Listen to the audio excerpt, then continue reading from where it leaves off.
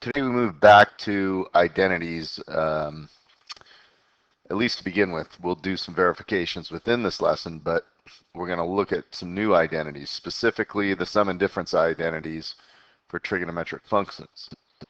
So let's say we wanted to find the exact value of the sine of 75 degrees. We kind of have a problem because all we really know is we know the values of the 30, the 45, and the 60-degree multiples.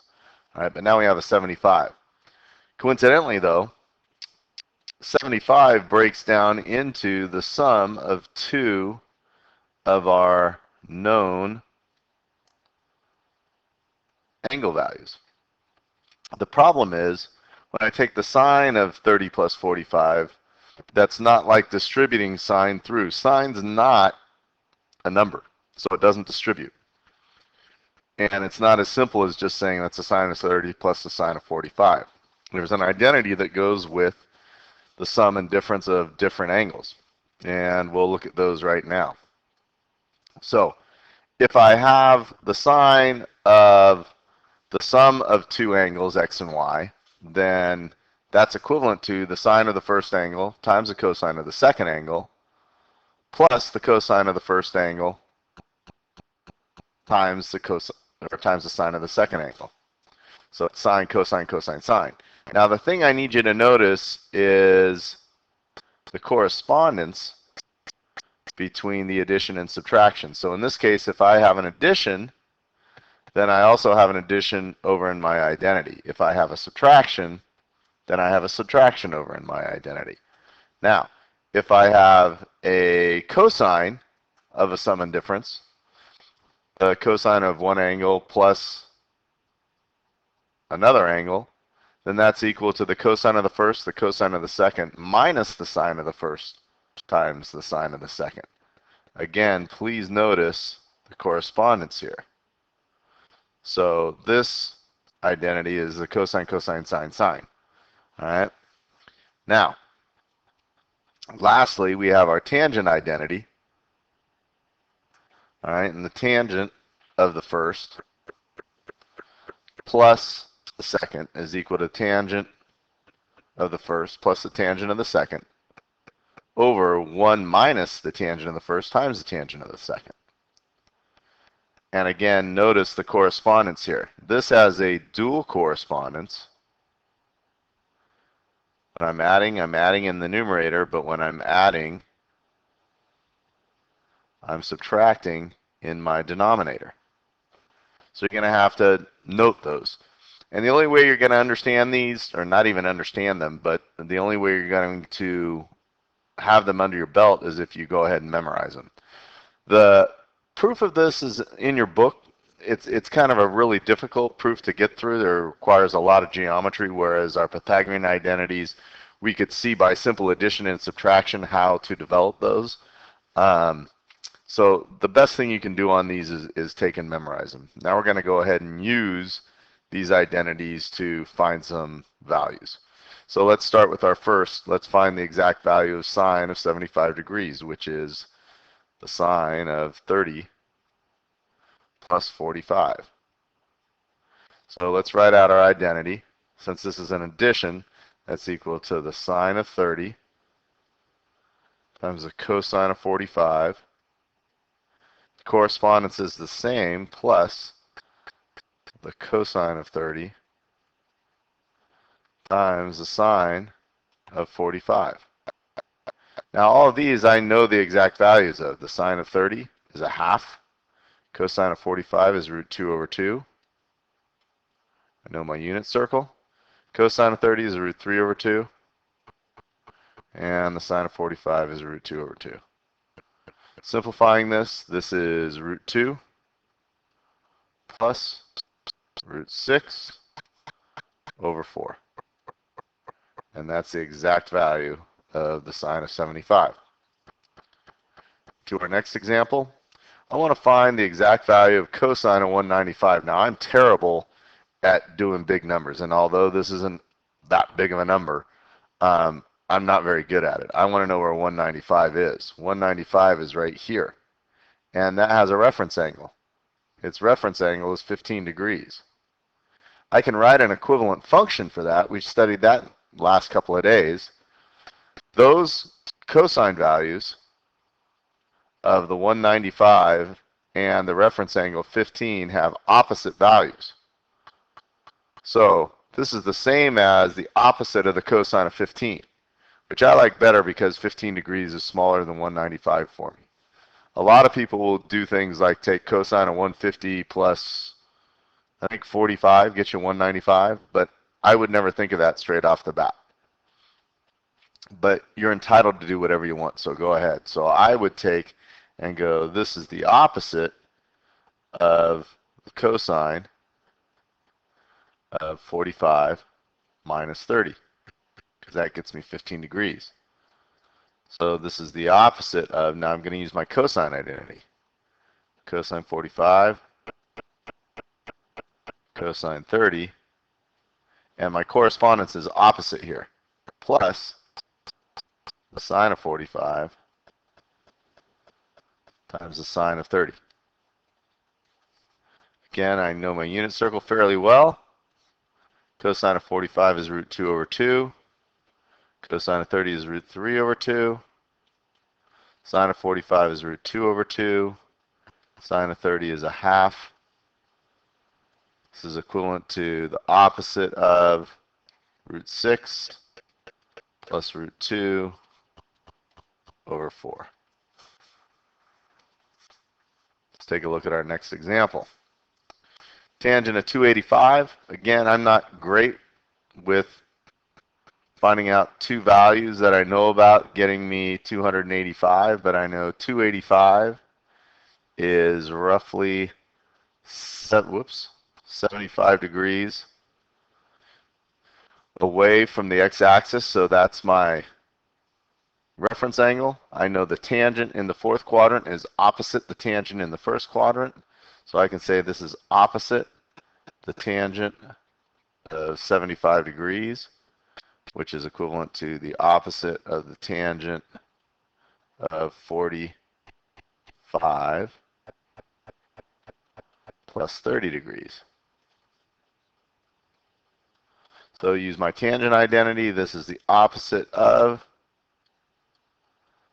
tan 45 plus tan 30 over 1 minus the tan 45 times the tan of 30.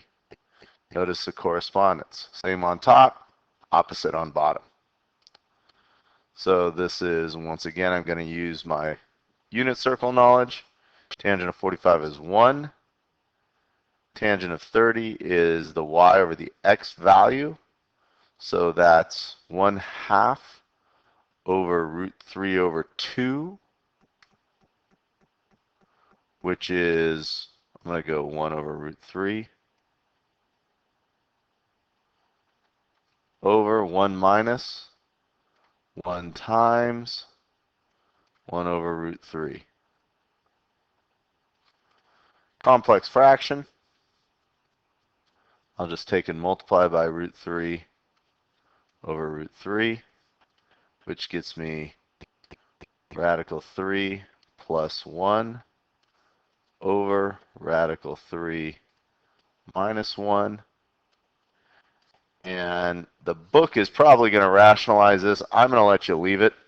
But if we wanted to rationalize it, if we wanted to, I really don't want to, but if we did, we'd have to rationalize by the conjugate of root 3 plus 1 over root 3 plus 1. And then multiply all that stuff out to see what you end up with. But I'm going to let you give me this as an answer for now. All right? Moving on. Now we're going to do a verification. So here, where we have the sine of 3 pi over 2 minus x, that is a difference. So I'm going to use my sum and difference identity for sine. So that's the sine of the first times the cosine of the second. Correspondence is the same on the sine identity, minus cosine of the first times the sine of the second. Sine of 3 pi over 2, I know is negative 1, times cosine is negative cosine. Cosine of 3 pi over 2, that is 0. So I end up with negative cosine. And that's verification I'm trying to make. Next example. So now we have the cosine of x plus y, that's an identity, times the cosine of x, plus the sine of x plus y times the sine of x is equal to the cosine of y. Now, there's a couple ways to do this problem. We could take and expand this identity and this identity, distribute the cosine through, distribute the sine through, combine like terms, and try to get this all to the cosine of x. However, let's do a little bit of a trick. And this is going to take you a little bit of time to see. But let's call this whole thing a triangle and this whole thing a triangle. So this is the cosine of the triangle times the cosine of x plus the sine of the triangle times the sine of x. Cosine, cosine, sine, sine. Cosine, cosine, sine, sine is the same as a cosine identity. And we notice our correspondence here is a plus, and that's always opposite. So this is really like the cosine of triangle minus x. But I know my triangle is the same as the cosine of, like I said, the triangle is x plus y minus x. X plus y minus x is just the cosine of y. Tricky, but thought I'd show it to you. So now this is a little more grind out type of problem. We have the sine of x equaling a quantity, the cosine of y equaling a quantity. Notice one is x and one is y. And we want to find the cosine of the sum of the two angles if both x and y are in the second quadrant. So remember, in our second quadrant, we have a negative and a positive for our cosine and sine values. So in order to do this, I'm going to expand the cosine of x plus y. And the cosine of x plus y is equal to the cosine of x, the cosine of y, opposite correspondence, sine of x, sine of y. Now, here's what I do know. I know at this point I have the sine of x, so I have 4/5, but I don't have the sine of y. And I have the cosine of y, but not the cosine of x. So I'm going to have to find those two. Now, luckily, both these are just triangle problems. So let's do those right now. We'll take and write an angle in the second quadrant where I have a sine, and let's call this our x triangle. All right, and I have a sine of 4/5. So my x would have to be -3 in this case. So I know that then the cosine of x is equal to -3/5. And then let's do my y triangle. And in my y triangle, they give me my cosine of -4/5. So I know my y value is 3.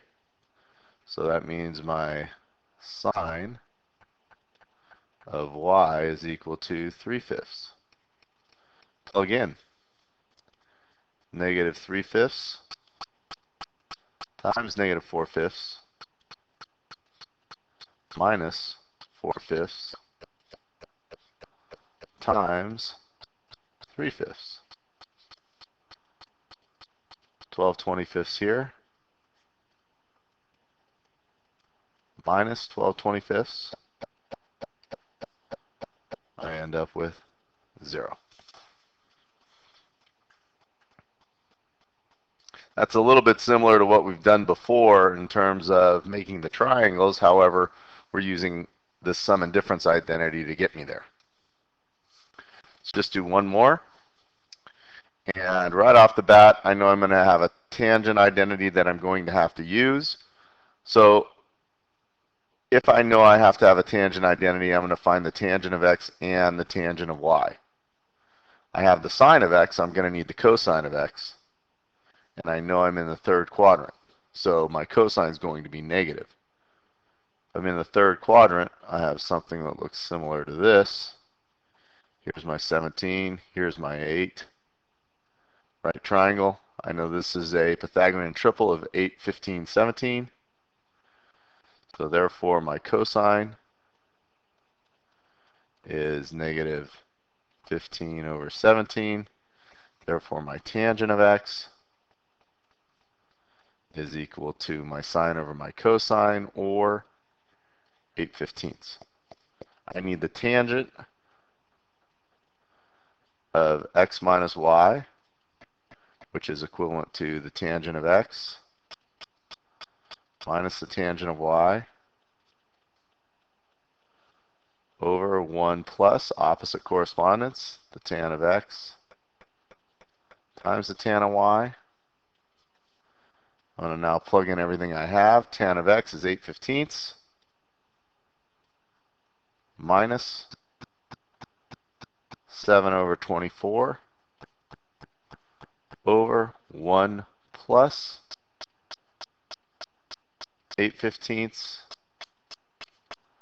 times 7 over 24. And we can pop all this into our calculator. And doing that, I end up with 87 over 304.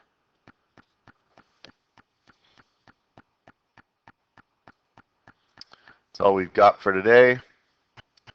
Here are the two problems I'd like you to put on the answer form, and we'll review them tomorrow. Take care.